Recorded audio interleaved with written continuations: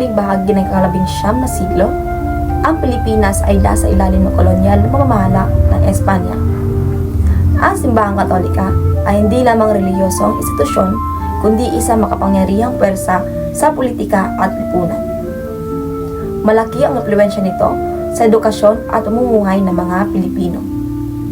Sa ganitong kalagayan, isinulat ni Jose Rizal ang mga nobelang Noling ni Tangere at El Filibusterismo, at inalantad ng mga akdang ito ang katiwalian at pang-abuso ng mga prayle at pamahalaang kolonyal.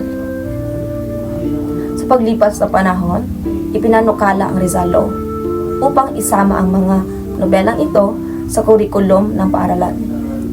Layunin nitong palaganapin ang nasyonalismo at kritikal na pag-iisip ng mga kabataan.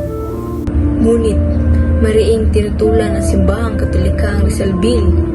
Ayon sa kanila, ang nobela ni Rizal ay pumupuna sa simbahan at nagpapakita ng iblang pari bilang tiwali at mapang-abuso.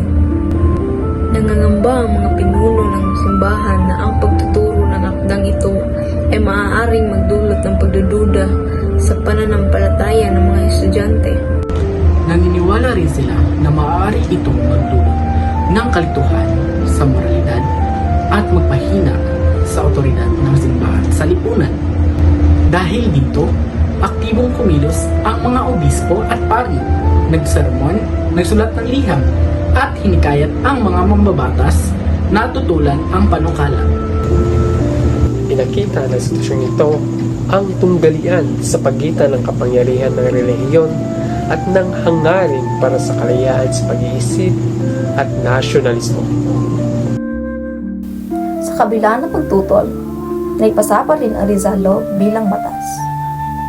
Inatasan nito ang mga paaralan na ituro ang buhay at mga akda ni Rizal upang mas maunawaan ng mga estudyante ang kasaysayan at pamamahal sa bayan. Ang batas ay naging simbolo ng edukasyon, kritikal na pag-iisip, at pambansang pagkakakilanlan. Ipinapaalala nito na kahit may matinding pagtutol, ang katotohanan at pagbabago ay maaaring matagumpay.